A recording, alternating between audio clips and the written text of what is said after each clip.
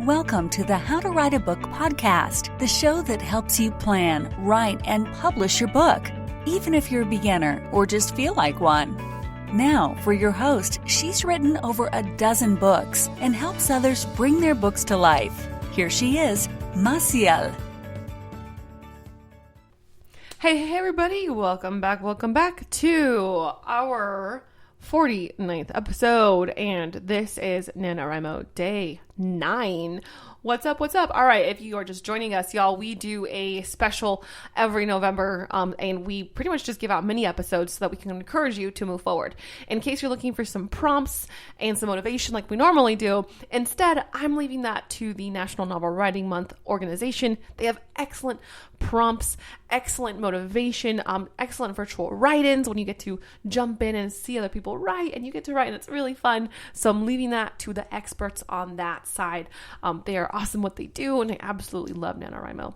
So in case you're not doing NaNoWriMo, that's okay. This is totally for you anyways, because this is motivation. This is inspiration for you. This month, we tackle thoughts that rise up in our writing and we think it's normal, but actually it's just the critical voice trying to get you down. So if you're not into NaNoWriMo, that's okay. These are still for you. And hey, if you're like, hey friend over there somewhere else who needs a writing pep talk, feel free to share this with them. You know, I would love to inspire more people and get them to write, because so many people out there have books on their hearts and fear crushes them down. I'm here to tell you, you can do it. Remember, it doesn't have to be perfect. It just has to get done. All right. So we are in day 9. Here's the writer's block thought for today. This sucks. It sounds bad. I laugh because when I say it out loud, it sounds terrible. And it's like, why do we tell ourselves this? This is so mean. We're like worse than the bully on the school playground, right? So when that thought comes up, and it has come up to me plenty of times, and I know other writers and authors, they think the same thing. They're writing, and whether they're plotting, whether they're pantsing, whether they're planting, they always have this thought of, man, this sucks. This is bad. So if you're feeling nervousness right now, if you're thinking to yourself, maybe I should be plotting, maybe I should be pantsing, maybe I should have done this, or maybe I should have done this method, or maybe I should have done that method, and all of that anxiety is actually trying to get you to feel confident. So we try plotting and we try pantsing and we try to do whatever makes us feel the most confident because we're scared. And writing is a very scary subject in a way, because it makes us feel like we are suddenly inadequate because we're comparing ourselves to Hemingway, Woolf, Dickinson, so we have been put in this really interesting situation where we have a lot of fear for an activity that should be a lot of fun. So when we have thoughts like this, they're really just flags that are trying to get you to overanalyze, overthink, hesitate, not take action, because it's like as if it's trying to protect you. But the thing is, like, even if it's trying to protect you, you're not having fun because you're still wishing you would write the book. You still want to write the book. So if you're second guessing on maybe you should go back to that outline, or maybe you're thinking to yourself that perhaps you need to revise another 300 times, remember that this feeling is normal. That feeling that, oh my gosh, this sucks, it's bad, it's a normal feeling, but that doesn't necessarily mean that it's the truth. We're usually much harder on ourselves than we would be for other people. The only way to get through this is to get through it. And that sounds kind of like, oh, are you sure? But really, the way to get confidence in your writing is to write.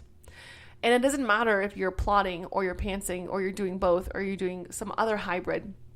The only way to get confidence in your writing is to continue writing and to finish what you write. That has been, for sure, the most game-changing thing in my confidence as a writer, is to finish what you write. Because even if you know, like, okay, this draft sucks or this manuscript sucks, you can always go on to the next one, and that one is going to be better. It will be better because it's your next one, right? It's like as if you're out playing soccer. You kick the ball once, and yeah, it doesn't go the way you want it to go, but then try it again, and actually you get a little more aim. Try it again, and you're a little bit more on target. By your 20th one, you're really getting the hang of it, and the same thing can be said for writing. So don't forget that. Don't let the societal pressures that tell you that you need to write the next great American novel tomorrow, don't let that put you down, because That kills most books, is the pressure that you put on yourself. Instead, focus on finishing. All you need to do is finish. That's it. It doesn't have to be perfect. It just needs to get done.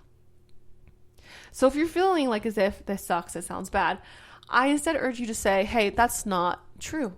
Critical voice, it's not true. And the critical voice doesn't know. It doesn't know because all of the bestsellers right now, it's trends.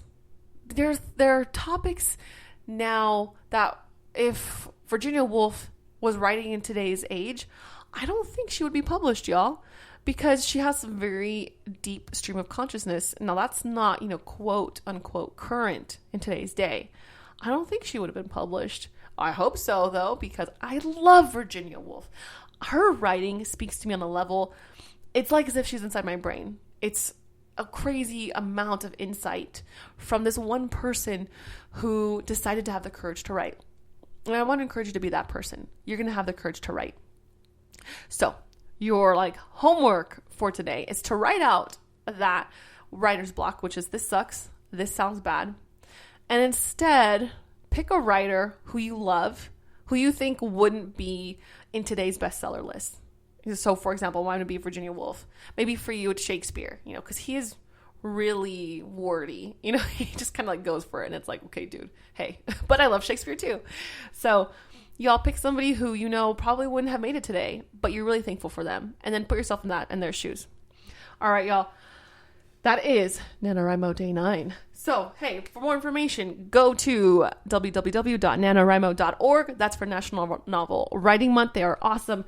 If you need some writer's toolkits, I have 3 free writer's toolkits at www.blackheartedstudios.com or themaciel.com. If you're on Black Hearted Studios, click on resources for writers. Also, if you have any questions, feel free to email me at maciel@blackheartedstudios.com. Y'all, thank you so much, and we will see you on the other side. Hey there, writer. Thank you for listening to the How to Write a Book podcast with your host, Maciel Valenzuela. If you like the show, we'd be happy if you left a review.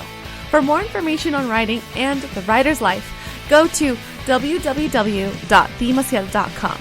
That's www.themassiel.com. We'll see you on the other side.